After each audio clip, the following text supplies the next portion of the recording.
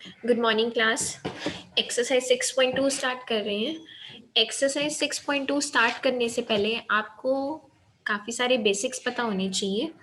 ठीक है, सबसे पहला क्या है टॉपिक आपके पास? Properties of determinant. ठीक है, पहली प्रॉपर्टी क्या है? The value of determinant remains unchanged if its rows are changed into columns and columns into rows. अब सपोज करो आपके पास क्या है, एक मैट्रिक्स है, मतलब सपोज हाँ एक मैट्रिक्स है आपके पास 1 2 3 4 5 6 7।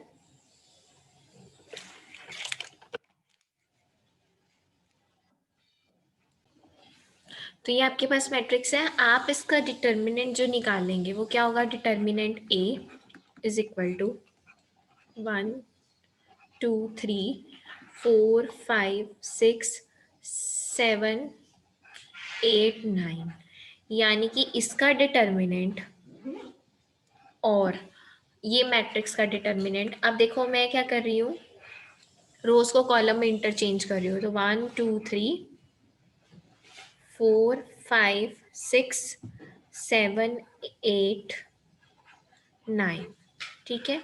और इसका डिटर्मिनेंट जो होगा यानी कि 1 2 3 4 5 6 7 8 9, इन दोनों मैट्रिसेस का जो डिटर्मिनेंट होगा वो क्या रहेगा? सेम रहेगा। कहने का मतलब क्या है, ये एक मैट्रिक्स थी और इसका डिटर्मिनेंट, और आपने जब रोज को कॉलम में इंटरचेंज कर दिया तो उसका डिटर्मिनेंट क्या रहेगा? सेम रहेगा। मतलब डिटर्मिनेंट में कोई भी फर्क नहीं पड़ेगा। नेक्स्ट प्रॉपर्टी पे चलते हैं। नेक्स्ट प्रॉपर्टी देखो क्या है, इफ टू रोज और a column of a determinant are interchange the sign of determinant is change. कहने का मतलब क्या है, आपके पास ये क्या है?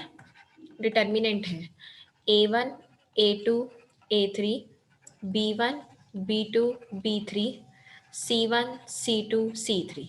ठीक है, वो कह रहा है आप किन्हीं भी दो रोज या किन्हीं भी दो कॉलम्स को इंटरचेंज करोगे तो बाहर माइनस का साइन आ जाता है। तो कहने का मतलब क्या, इंटरचेंज देखो इस तरह से करते हैं, ये R1 है, ये R2 है, और ये क्या है? R3 है। ये आपको अच्छे से पता है। ये कॉलम 1 है, ये कॉलम 2 है, और ये क्या है? कॉलम 3 है। अगर मैं R1 को इंटरचेंज करती हूँ R2 से, इसका मतलब क्या है? रो 1 को इंटरचेंज कर रही हो रो 2 से, तो बाहर माइनस का साइन आएगा। ठीक है, तो यानी कि अब रो 1 की जगह क्या आ गई? रो 2 आ गई। इस तरीके से हो जाएगा। ठीक है, जिसको चेंज कर रहे हैं सिर्फ वही चेंज होगा, बाकियों में कोई फर्क नहीं पड़ेगा। अगर मैं कह दूं मैं कॉलम 1 को इंटरचेंज कर रही हूँ कॉलम 2 से, ठीक है, आपके पास ये आ गया था ना, मैंने यहाँ पे रो 1 को रो 2 से चेंज किया।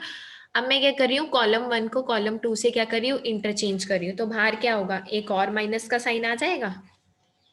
अब क्या बचेगा आपके पास?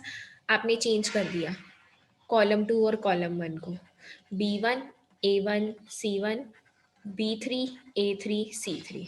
तो ये क्या हो गया? माइनस माइनस प्लस हो जाएगा। ठीक है, तो आप किन्हीं भी दो रोज को दो कॉलम्स में इंटरचेंज करोगे, ये नहीं कि R1 को R2 में ही चेंज कर सकते हो, आप R1 को R3 में भी चेंज कर सकते हो। ठीक है, C1 को C3 में भी चेंज कर सकते हो। R1 मीन्स रोज की बात कर रही हूँ, सीज मीन्स कॉलम्स की बात कर रही हूँ। ठीक है, सिर्फ करना क्या है, एक बार माइनस का साइन देना है। जितनी बार भी इंटरचेंज करोगे उतनी बार माइनस का साइन आता रहेगा। नेक्स्ट प्रॉपर्टी पे चलते हैं। थर्ड प्रॉपर्टी क्या है, इफ एनी टू रोज और two columns are identical then the value of determinant is zero.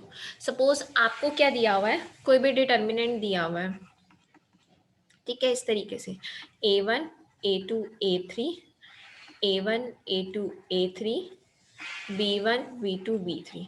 आपने क्या करना है, डायरेक्ट इसकी वैल्यू क्या करनी है? जीरो।